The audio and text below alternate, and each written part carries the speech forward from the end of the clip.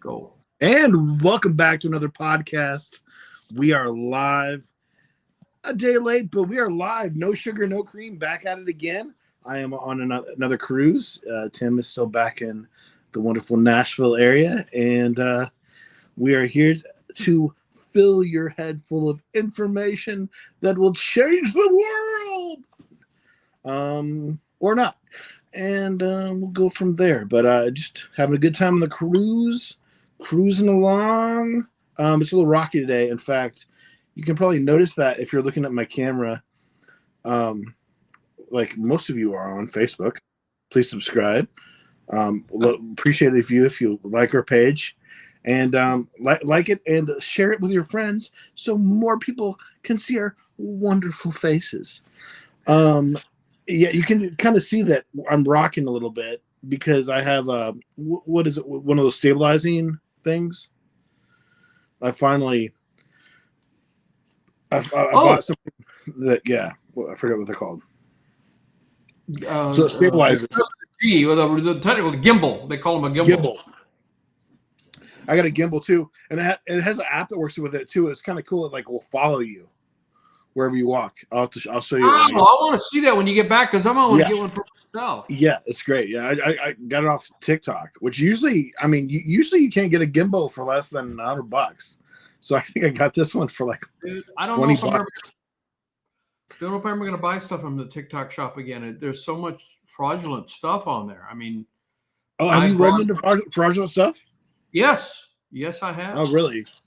Yeah. I guess I've gotten lucky then because I haven't got anything fraudulent.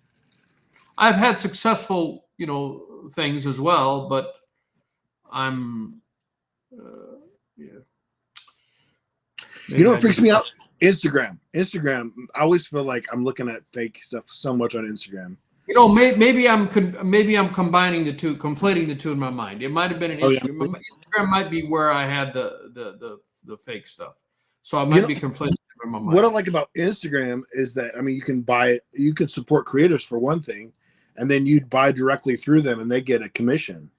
So that's kind of neat. And then you see them using it. They show you how to use it and why they like it and stuff. So it kind of sells itself. You see somebody using it, and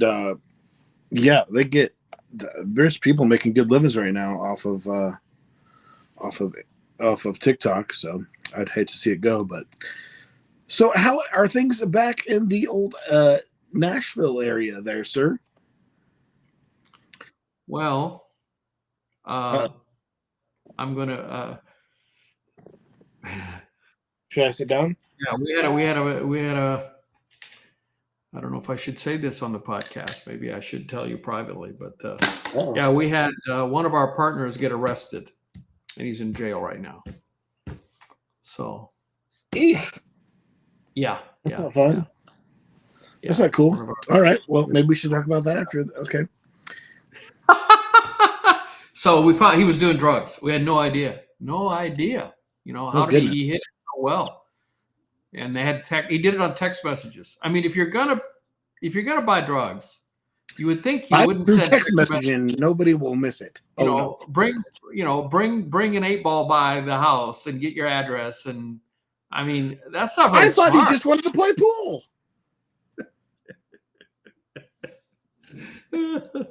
So I guess they had this whole sting going on for like 2 months or something.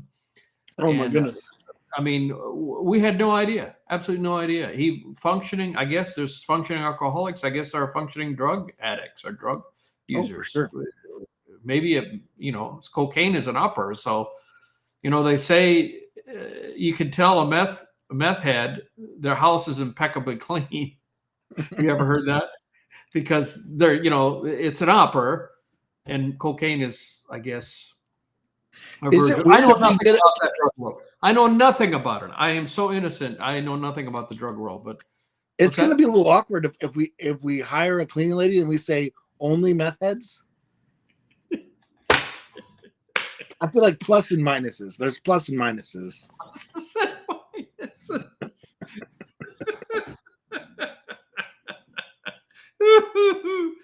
Yeah, I mean, Mr. Timmel, the kitchen is impeccable.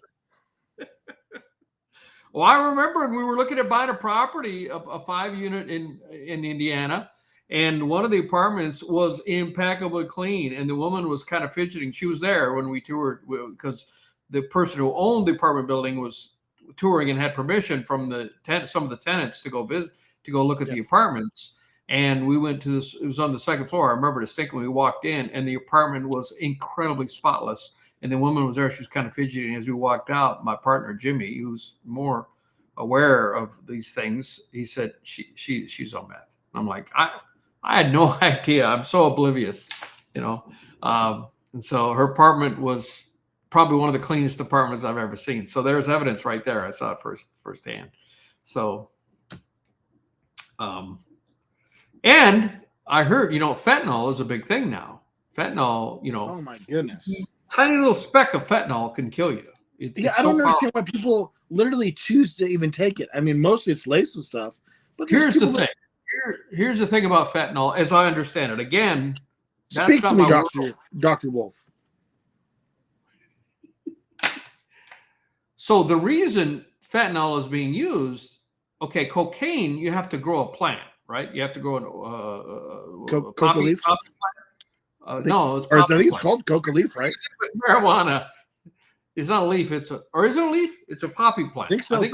Coca leaf. I thought. I could be wrong. I don't know this stuff very well. It's pretty sure it's poppy. Well, we'll Google that. But I mostly just do ibuprofen. So you have to farm it and you have to process it, and there's cost there. Mm-hmm. But fentanyl is so easy to make. Apparently, this and so cheap that as a business, the drug people, the drug cartels, they've switched everything to fentanyl because their cost of product. I mean, it is a business for them. They do have cost of goods. Why are they killing off all their customers? That's the downside. There's the downside. Cost of goods goes down to almost zero. Customers. But yeah, negative, no repeat customers.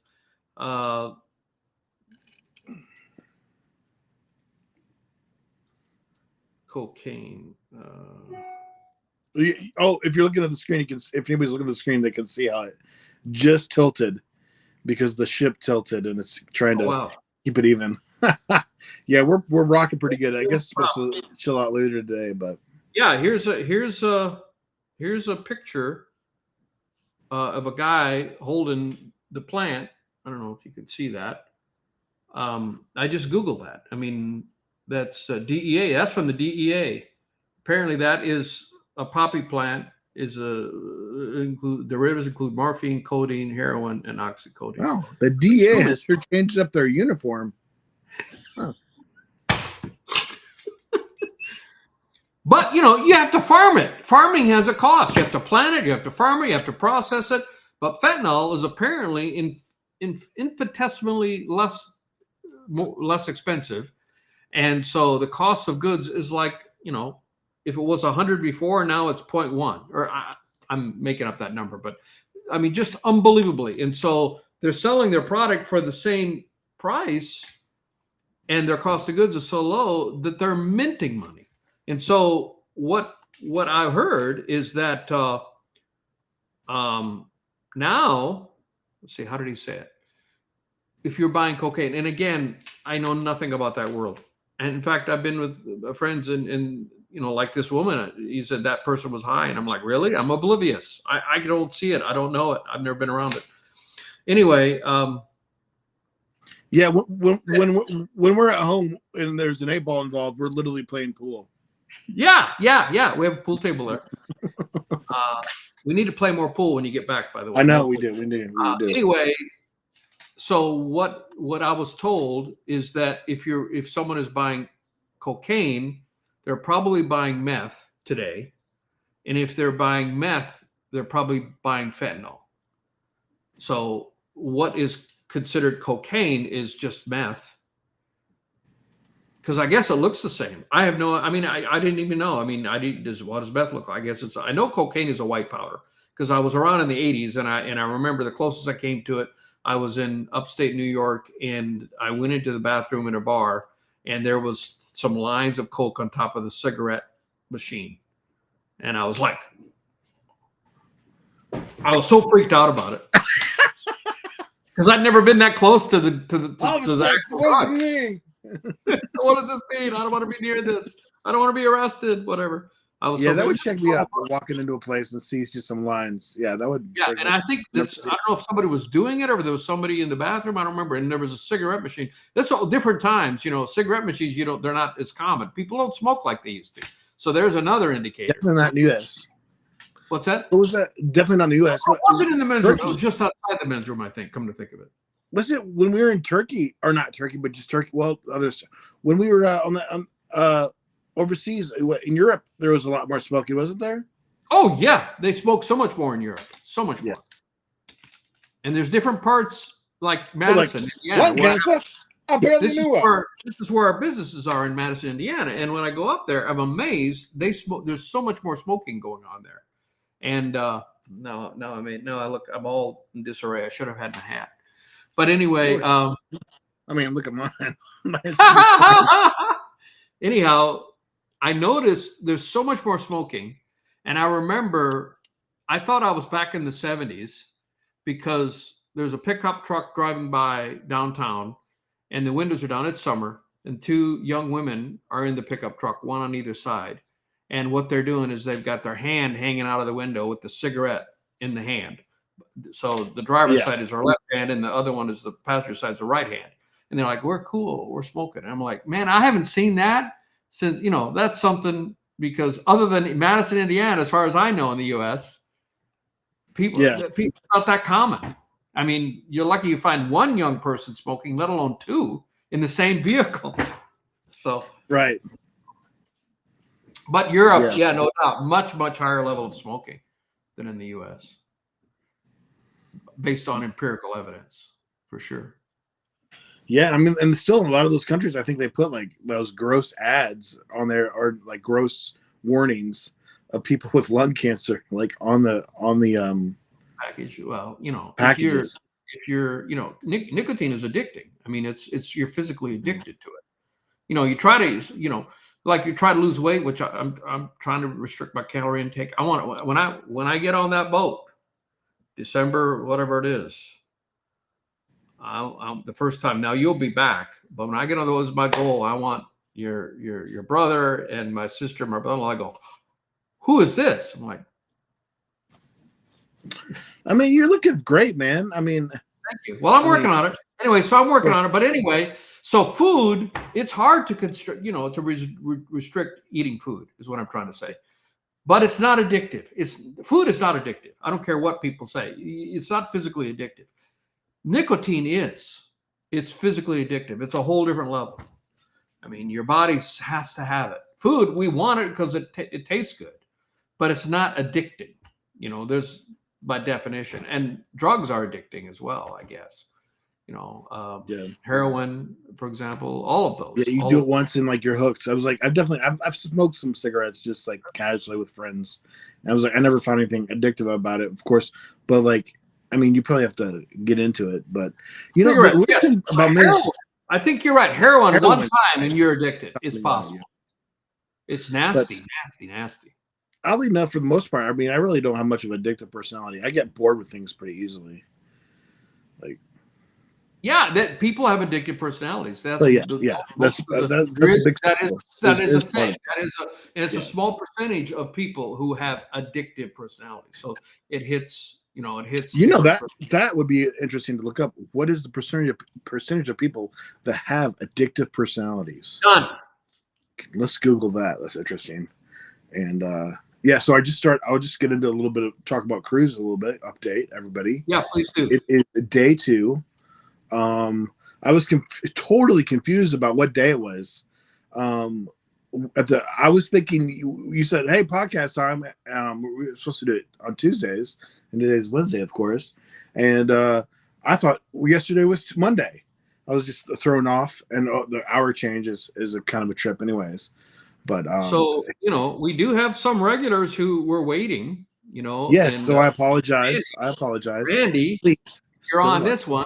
Our apologies to you. He sends me Appreciate a message and he says a little bit after 5, aren't you doing a podcast today? I felt bad, Yeah. Randy. I'm sorry. Thank you for being such a loyal I- viewer.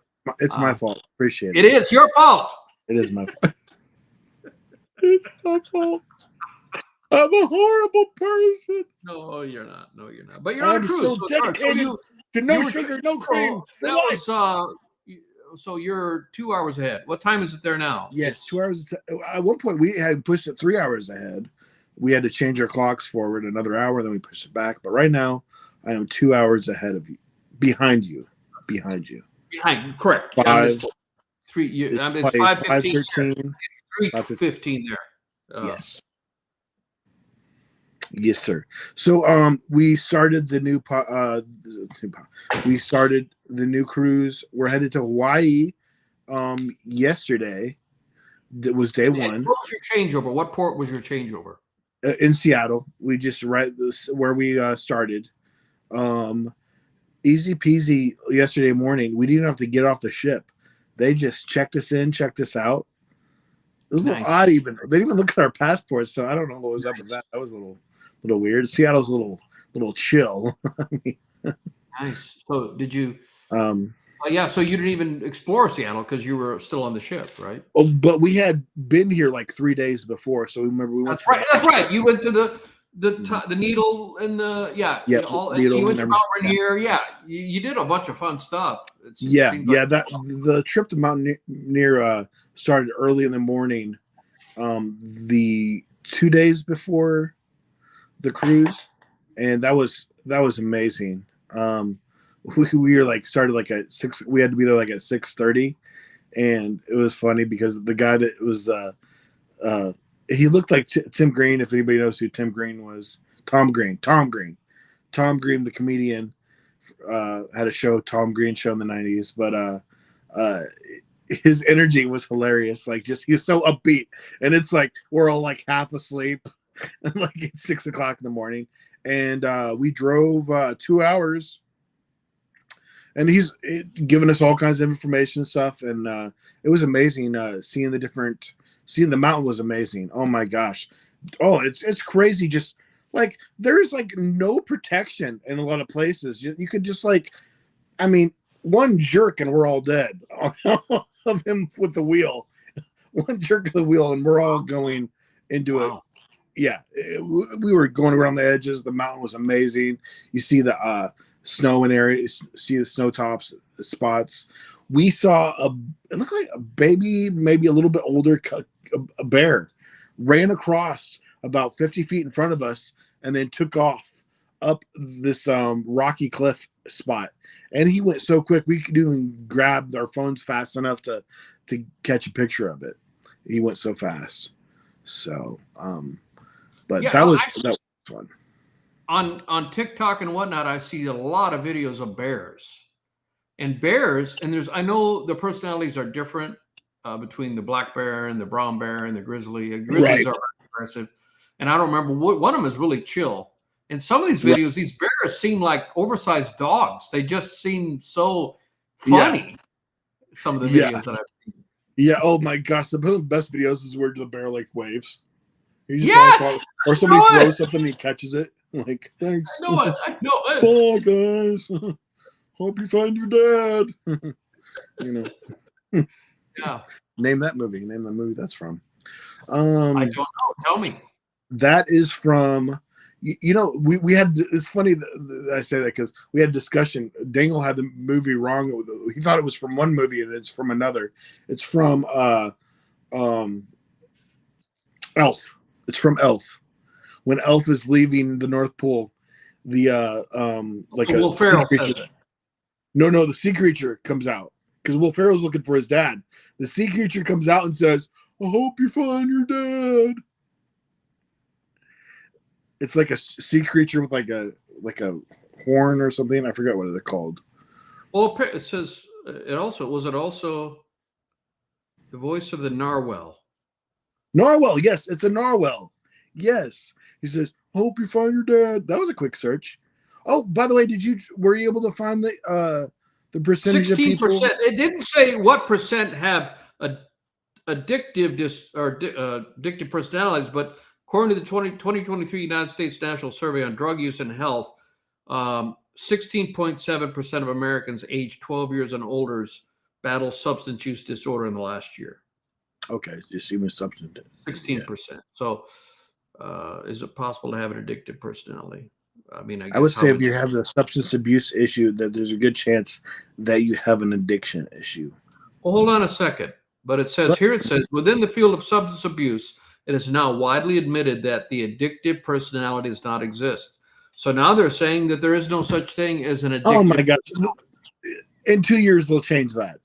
It's one of those bullcrap things. Oh my God! Well, if you're, my sister has a PhD, but the academic, that's a whole different world. When you get into academia, it's a different world, and you got to find reasons to exist. You got to find reasons to make new research and publish new papers, and so there's always got to be new findings. You can't just leave things lay where they are, otherwise you don't have any reason for exercising and using your PhD. I mean, I don't mean to say that negatively, but that's part of stupidest one. The stupidest one that changes every 3 years. The amount of time that is allowed before eating, before you're allowed to swim, it changes every 3 years. It's 10 minutes. It's 15 minutes. It probably should be 30 minutes. Just jump in the water.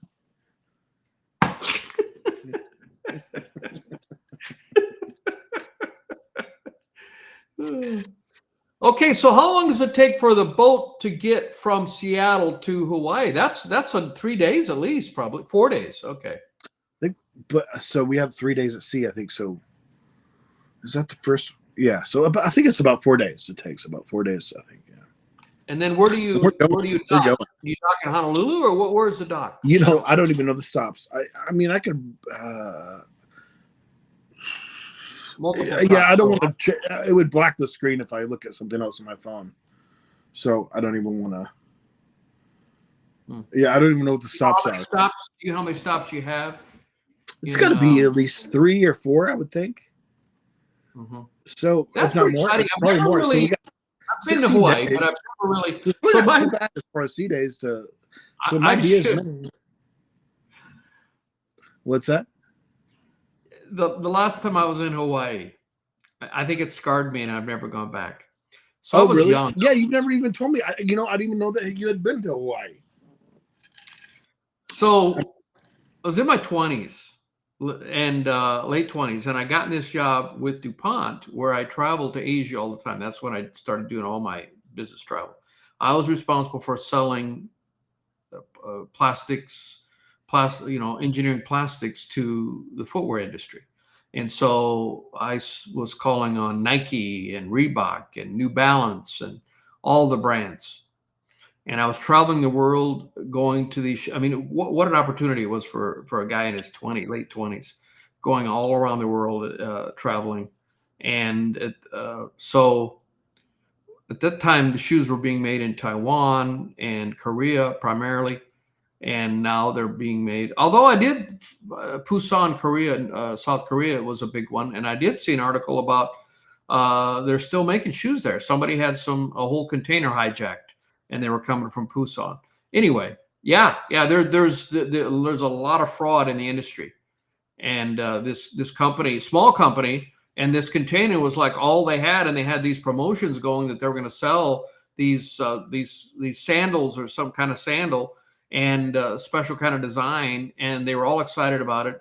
And it got offloaded, and they've got the fraud where they switch the container, and the wrong person picks up the container and puts it on a truck to haul it to the center of the U.S. where it's going. And they stole the container, and they were selling it on eBay for a fraction of the price because it didn't cost them anything.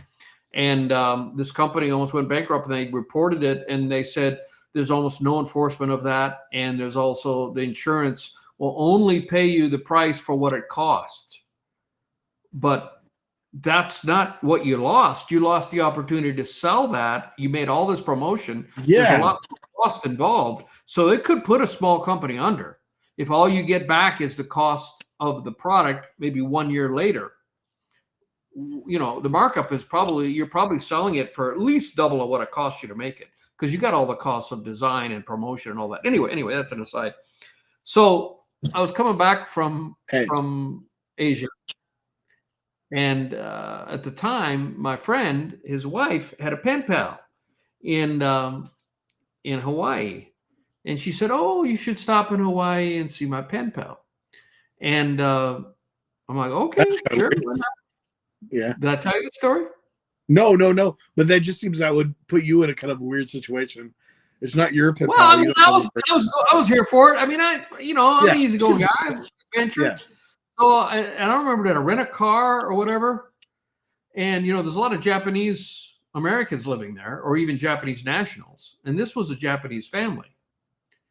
And I don't know if they're American citizens or Japanese. And I have pictures. I found the pictures recently. And I went to their house. I remember having to take my shoes off to get into the house because I'd never, after that, I became intimately familiar with Japan. I lived in Japan for 2 years, spoke Japanese. But at that point in time, I had never experienced Japanese culture. And, take the shoes off. And it was like I was there to be matched with their daughter and we were going to get married. That was the vibe I got. They're taking pictures with me and she's all excited and the girl is all excited and the family's all excited. And I'm like, what is going on here? And I was supposed to be there for 3 days. I bugged out after 1 day and paid extra to come back early. Oh, it was traumatic. And I remember telling my buddy's wife, I said, this woman's crazy. She's cray-cray. And she apologized, said, because you never met her. They were just pen pals. But whatever they thought that beautiful? It was like, was she not? Was she a butterface? What's that? Was she a butterface? I don't know what a butterface is. What is that? An unattractive face. I was not attracted to her. Yeah. I mean, now how confusing! I'm just how going to say weird that. I'm not the final judgment if she's attractive or not. But I was not attracted to her, right, at all. Not in even a little bit. And but it's gonna be. It's also gonna be weird, even if she's hot. Like, I mean, it's just gonna be like just getting this girl get thrown with this family you don't know. Like, you're busy. I was supposed to spend 3 days there, and it was like, did she have an explanation for this? Why this went down like this? Like, what my buddy's wife? No, she just said she didn't know. She didn't know it was going to be like that.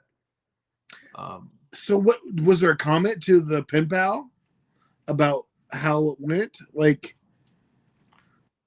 I don't remember. To marry me. A long time ago. It was a long time ago. I don't remember. This was obviously long before the internet, so. Right. The pre-internet. So there was no email, there was no Googling, none of that existed. So a pen pal, you send a letter and like 2 weeks later it gets there, all the way to Hawaii, I suppose. And so the communication, and if you do a phone call, it's international and it's expensive. You don't do a phone call, You're blowing some millennials' minds right now. You're blowing some millennials. What? Everything isn't instant? Everything isn't instant? Oh my gosh. And there was no such thing as a cell phone. Didn't exist. So, a landline? Did you have to have land? Did you own land to do that? So it was, I found a picture. I found a picture of me with that family. And I'll dig it up. Maybe I'll show it next podcast. Yeah, that would be hilarious. That would be great. Oh my gosh. Yeah, I found it, and I think you can see from the expression, my expression, and her expression, and yeah, I was like, "What am I getting myself into?" Oh yeah, I can see your face. Oh, that's hilarious. How old? You said you were in your 20s. You're working for late 20s, probably 28, maybe. Okay, I'm gonna guess. Wow. 29, 28, 29. I was getting match made up, and I didn't even know it. Have you been to any music events lately? Or how did your music thing go? Haven't I talked to you since we did my gig? No. I'm sure we did, because it's been.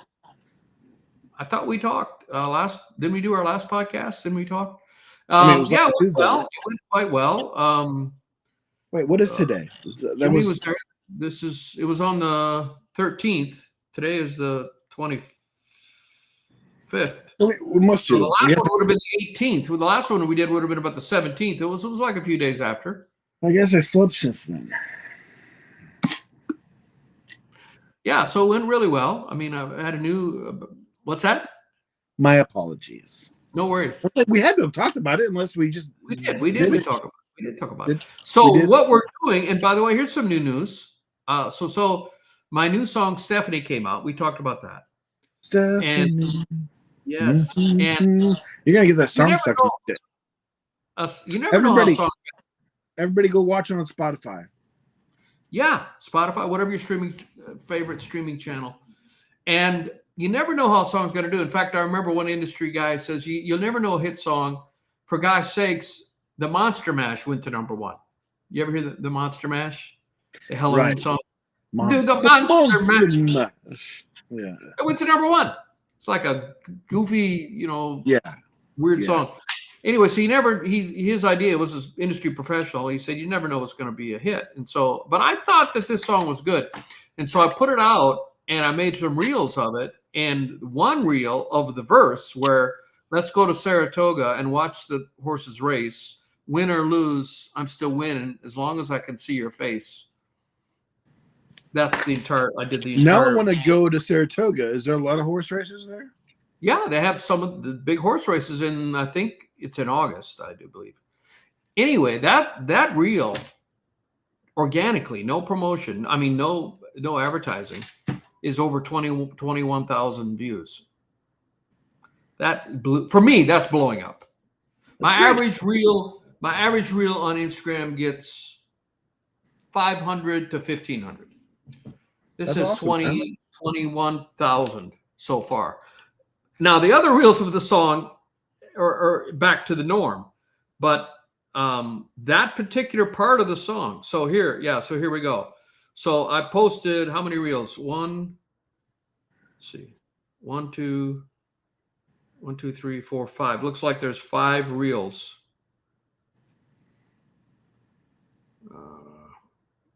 5 different reels of that song.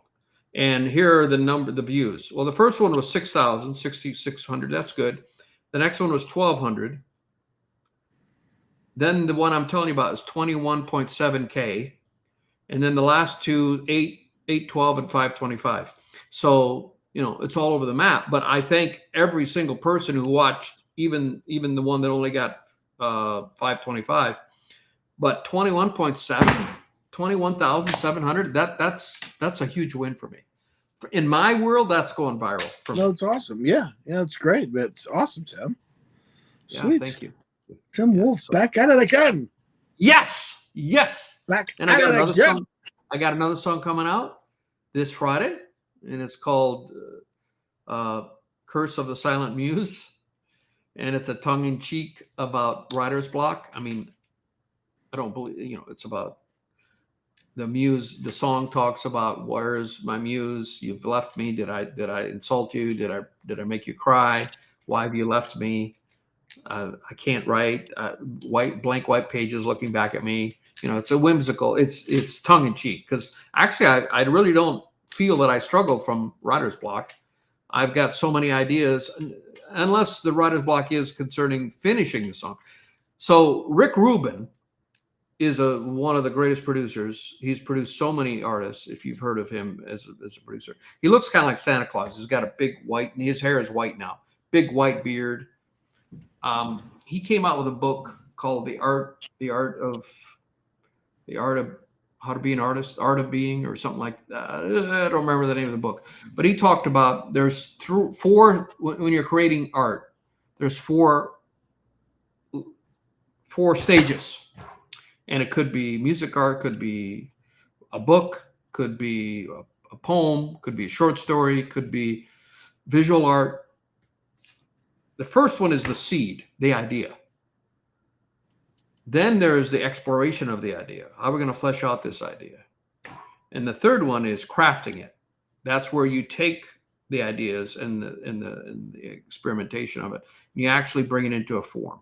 Like if you're writing a book, I mean, you write a book, a novel, and one of my favorite movies is Sideways, and the protagonist is an author. and he's trying to get his book published. And he meets this woman, and they have a romantic relationship, or they have some attraction. And she agrees to read his book. And he brings this whole box he's got it typed out, and he gives her the box. Here's my book. And she's going, oh, it's a whole box. It's probably 1,000 pages probably. And he gives it to her, and he said, just wait. And he goes back to his car, and he gets another box the same size. So, way too big. Would never make it. So you got to cut that down. If you got too much material, you got to cut it down. And that's what the crafting, and you have to form it into an actual form that is going to be workable. And then there's completion. So the hard work, and when it's no longer fun for me, is the last two. I have so many that are in the seed or the exploration stage, where I have an idea for a song, like a one line, or I have an entire chorus maybe, but I need 2 verses to go with it, and maybe a bridge. Or maybe there's something called the curse of the second verse, where you're writing a song, you have a first verse written, you have the chorus written, but you can't for the life of you come up with that second verse. Where do you go after that? It's called the curse of the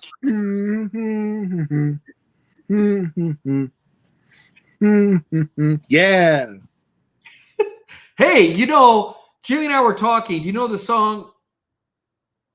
You go to sporting events, and the song, the hay song.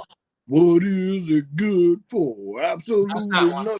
Not that one. Let's see if I can find it. Let's see.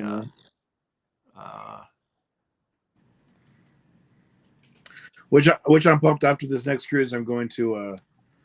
I got my ticket to go to Seattle game. Seattle Thursday night game before I fly back on the next day. I see the Seattle Seahawks and the 49ers. Can you hear this?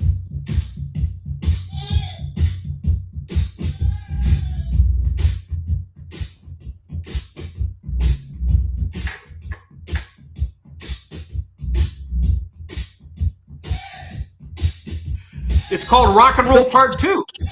It's played at so many sporting events. Oh, yeah. Somebody try and copyright us. You copyright us. Go for it. We don't care.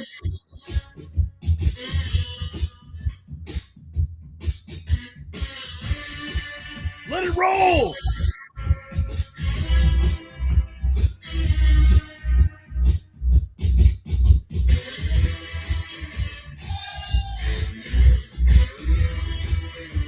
Hey! Anyway, Jimmy and I were talking today, and I don't know, we got on that subject, and he said, that had to have been just a jam session thing. And so I looked it up. I found who did it, and it's a guy, the artist's name is Gary Glitter from England, and it came out in 1972. And guess what? There's a Rock and Roll Part 1, and Rock and Roll Part 2, 2 singles that came out. And where they came from, the band had a jam session, and they had the recording going, and they just had 15 minutes of just jamming. And they took that. That's where the third part of the seed exploration crafting, the crafting part. They took that and carved that down to 2 singles. So each single is maybe 3 minutes long. I don't know. And so they took those 15 minutes and carved it down to about 5 minutes roughly and released it. But there was no writing involved. It was just jamming, just loose. And now, how many years later? We're talking 50 some years later. Everybody knows that song, and it really wasn't that old. Something thought out. It was like, hey, I'm going to write a song. What are the lyrics? Hey, hey, hey. I'm loving it. Yes, yes. Hey. Oh my gosh. You had me at hey. Hit? You think that can be a hit, Mr. Producer? Definitely. That's probably not what they said. No, that's not how it happened. That's not how it happened. They were just jamming, and nobody came up with the idea. He didn't come to the session. Hey, I got a great idea for a song. I'm ripping off my buddy Jimmy's That's awesome dialogue. He was saying that. No, he didn't come to the session saying, hey, I got these great lyrics. Hey, hey, hey. No, that's not how it worked. So that just happened that way. And that was probably the only hit they ever had, Gary Glitter. And here's the interesting part. That's not his name. And that's why you say your name during the song, like Jason Derulo, because nobody ever knows who you are. But you make the biggest hit. Nobody knows who you are. That song, everybody knows this. There's, hey. Okay, I'm going to talk about this because this is hilarious.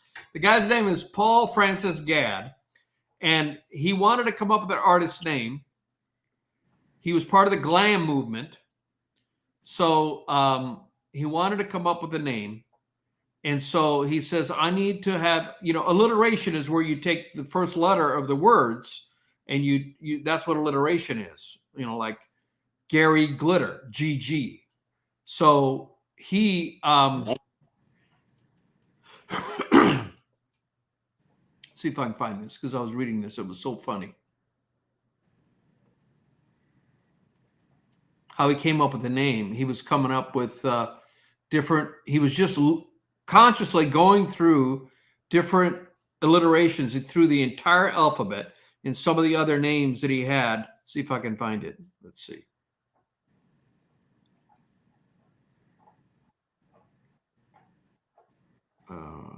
See if I can find it. Well, he had one was Tinsel something with the T.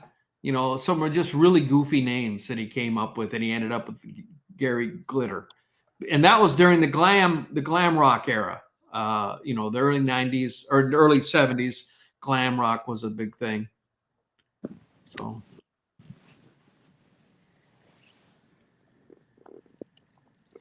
Oh, here we go. As the glam movement took off in 1971, Gadd adapted the new stage name Gary Glitter, which he devised by playing alliteratively with letters of the alphabet, working backwards from Z. Other options include Terry Tinsel, Stanley Sparkle, and Vicky Vomit.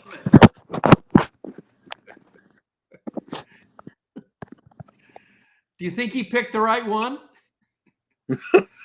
Terry Tinsel, Vicky Vomit. Oh my God. You know what? To wrap up this podcast, I feel like I probably should prove that I am on a cruise. Okay, yeah, do it, man. Do it. And while we talk a little bit more, I think I'm going to head to the top deck or head upstairs. Because wonderful idea. In fact, we should do this next week too. Yeah. I was thinking about doing the podcast from a different location, but I was like, oh, where is it going to be? Next time, can you do it up on top of the deck? Don't do it in your room. Do it on top of the deck. Yeah, we'll do it. We'll do it. I'm gonna make sure. Grab a couple things, but anyways, yeah, we'll just keep talking. We'll just keep talking a little bit more, and I'm gonna head out of here in just a second. But yeah. What was I gonna say? But you leave in your room. You have your key, right? So you get back in. Yeah, it'll be fun. Well, in fact, after this, I'm gonna just go straight to the hot tub. That's where I was before this. I'm like itching it. That's one of our favorite things to do. I really haven't talked about too much life. The dance club has been completely empty, so we haven't been doing that, of course. What would you call last cruise, Tim? You would call the geriatric cruise. There was no young people at all. Yeah, the first cruise I'd ever cruised in my life. Yeah. And Seth talked me into my good nephew talked me into we booked 10 days before the cruise. We booked it. It was a last. It was the first more than 7-day cruise, more than 5-day cruise you ever did. So it kind of broke the mold because you'd only done shorter cruises, and this was a 7-day cruise. We got it at a discount, and after that, you said, "Hey, I'm never doing a 5-day again," and because it wasn't hardly any more money, and we get on the cruise, and we were out of New Orleans. We were out of New Orleans, or were we out of Texas? We were out of New Orleans, buddy. We went on a cruise. Super Bowl Sunday. We went on Super Bowl Sunday, and they were playing. Super Bowl was happening in New Orleans. In New Orleans, yeah. When we got on the crazy, yeah. Anyway, and so there were a lot of people with the hover around. What do they call them? The hover rounds. Hover rounds, yeah. Hover rounds, yeah. And I kept. Seth got tired of me complaining to him and calling it the geriatric cruise. He said, "Come on." But you had a blast. Let's go outside. Let's go. Come on, take us outside. What do you take it? Oh yeah, your room. And I was just showing the room. If nobody's been on cruise, I mean that will cruise. I mean, you go off season, you're gonna cruise. You can easily cruise for under $100 a day. And it's one of the best ways to travel. I think we were under $400. I think we were $350 for the 7 days. Yeah, probably. We were so cheap. Now this was 2015, roughly 2015, 2016, in that range. Here, so this is the hallway. I'm on 1. Oh, you're all the way down in 1. Well, you get less movement. But That's good. But I'm on a Carnival Spirit, and the comedy club is on the same level. Is on 1? Really? Wow. I walked the other side there, and the comedy is right there. Nice. We literally 10 steps in the comedy club. Nice. You love the comedy club. That's nice. Oh, yeah. And then 2 is the main area, the main spot. 2 and 3 are the main decks where everything is. Wow, that must be an older ship or else a newer ship. One of the two. A little bit older. But you still got Guy's Burger and everything. Like, you still got the more updated stuff, which has been around for a while now. So I'm at the middle of I'm pretty close to the middle, but it is the middle,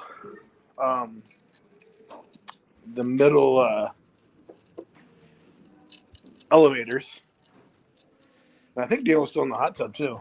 So maybe we can even see him. I'm gonna try to. Well, we'll try to wait for the glass elevators. Are pretty awesome. You can't. Well, it's not open. I'm just gonna go and get in the elevator since we're getting about that time. We'll see if I lose. I found the chat. Here's David. I'm here. Here's Margaret. You froze, man. You froze. I can't see anything.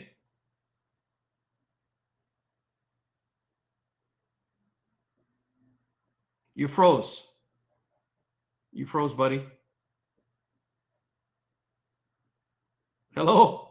I'm all by myself now. You lost the signal. Well, I might have to finish this up by myself.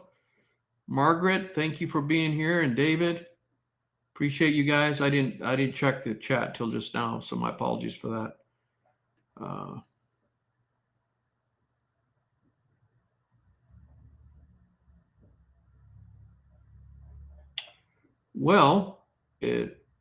Oops, he's gone.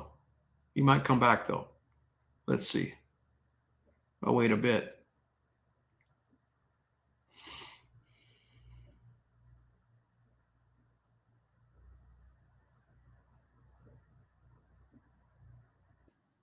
Here he is. Okay.